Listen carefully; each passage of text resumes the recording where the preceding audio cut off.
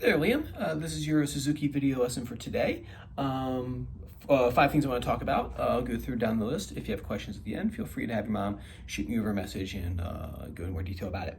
So cool. So first thing is, thanks for sending those videos over. They're super helpful because I can see kind of what's happening. The first thing is your arpeggio exercises. Let's see here. Pull this up. You're in the book 2. So the first one you did.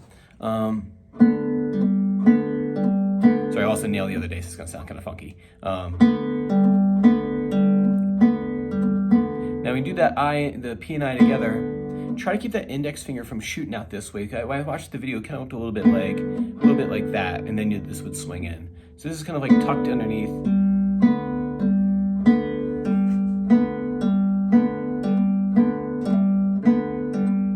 Right, so we don't keep that finger out here, keep it more tucked in. And we do that, I think I saw in the video, it looked like, especially in the last one you did, that looked kind of like a rest. I was looking very closely at the video, and it looks like almost like a rest stroke, because it looks like it came back this way. So remember that on both of these patterns, the higher finger does a rest stroke, so that A does a rest stroke there, right? And on this one, the M does a rest stroke here, but the index is always going to do a free stroke.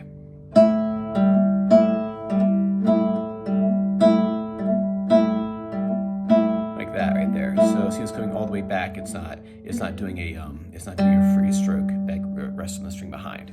So be careful on that. Number 2 is go ahead and start arpeggio drill number 3. What that is based off of the Allegretto and Ghiribizzo.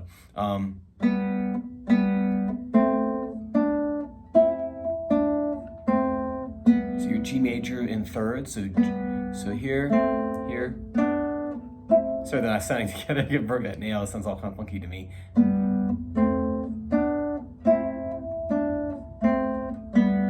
Right. So you play those thirds, and what you're gonna do is you're gonna put the D string in between each one. So you have.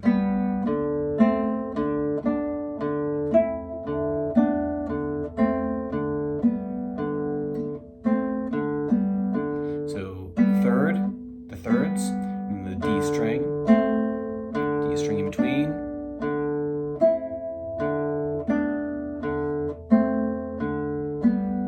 So practice that for me, okay? And then next thing is getting over to none such. Go ahead and learn the bass line if you haven't already done so. I don't think there's no notes in here that you haven't really messed with yet. So go ahead and learn that bass line. You can read it through too. I think your reading is good enough on those basses that you can hang with those. So I'll play it for you. So 1, 2, 1, 2, 1, 2, 1, 2. Then C, 3rd fret. 2, 1, 2, and then C again. 1, 2. Then to A, and then G on the 6th string, that 3rd fret. 1, 2.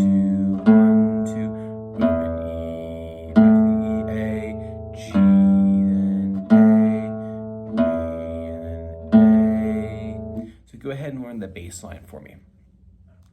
The melody looked good. The melody looked real good. You want to make sure you keep up with those right-hand fingerings and make sure you're doing exactly how they are in the book. If you haven't already done so, do these up here as well. Because remember I said this is all leading to the tremolo technique, so you don't want to skip any steps when it comes to the right-hand formulas in book 3 and book 4, because it will come back, and it's easier to make sure you do them right the first time. All right, cool. Then also too, for none such, I want you to learn measures 7 and 9 as written in the book Voices Together. 7 being this one right here with the C in the bass, and then number 9 over here, the ones I have bracketed. I have them bracketed for a reason, because this is the first time you'll have a little bit of movement with a fretted bass note. So you have that measure 7, so the C and the E together, right? So you have together.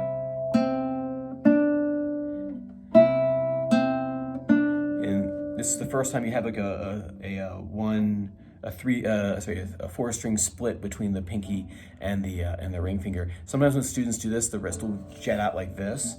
You're gonna keep that hand tucked back in like this, so that horizontal hand, that nice straight wrist. So you have that.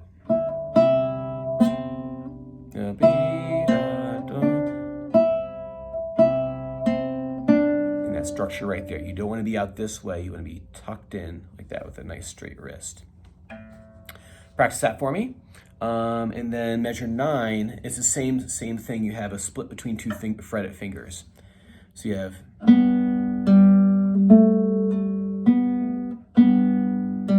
a G, A, and you have these two down at the same time right here.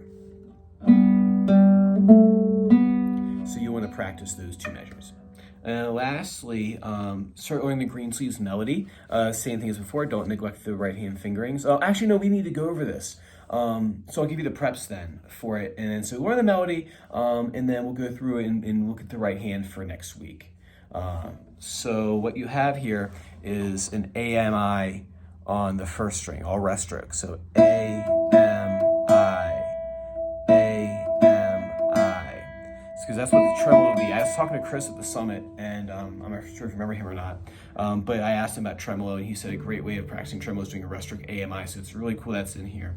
So let's take advantage of that and practice that technical out. That way when you get there, it's not going to be a huge leap for you to get those down.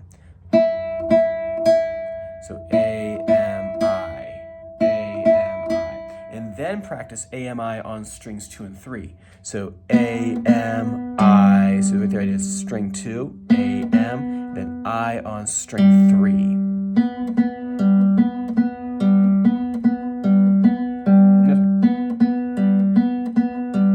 So start working on that for me. If you have any questions, like I said before, feel free to have your mom shoot me over a message, and I will see you same time next time.